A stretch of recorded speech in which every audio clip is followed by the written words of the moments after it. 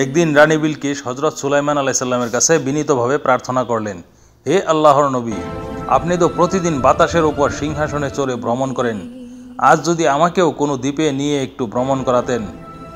হযরত সুলাইমান আলাইহিস সালাম আল্লাহর নাম নিয়ে হুকুম দিলেন, আর মুহূর্তের মধ্যেই তার তখ্ত সিংহাসন বাতাসের ডানায় ভর করে 7 সমুদ্র অতিক্রম করে এক অপূর্ব দ্বীপে গিয়ে পৌঁছালো। রানী বিলকিস সেখানে নেমে দেখলেন সবুজে ঘেরা ঝর্ণা, সজীব বৃক্ষরাজি আর এক বিচিত্র সৃষ্টি সমুদ্রের ঘোড়া, যারা হঠাৎ পাখির মতো উড়ে যায় আকাশের দিকে। হযরত সুলাইমান আলাইহিস সালাম আদেশ দিলেন, ওদের ধরে আনো। কিন্তু জিনরা বিনীতভাবে আরজ করলেন, হে আল্লাহর নবী, এই কাজ কেবল এই সমুদ্রের জিনই করতে পারবে, যে বিদ্রোহ করে সাগরের তলদেশে লুকিয়ে থাকে। সুলাইমান আলাইহিস সালামের আদেশে সেই বাগী জিনকে ধরে আনা হলো।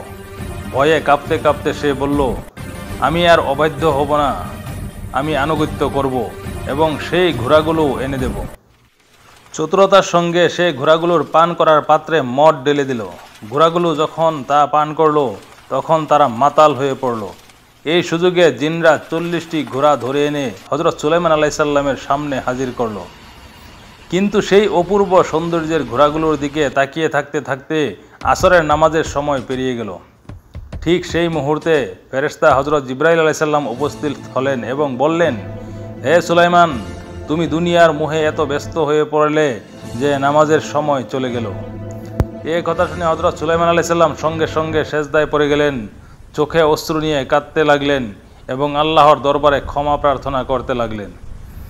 এই গল্পটি নবী সুলাইমান আলাইহিস সালামের আল্লাহ ভীতি, আত্মসমালোচনা এবং দুনিয়ার আকর্ষণ থেকে দূরে থাকার শিক্ষা বহন করে।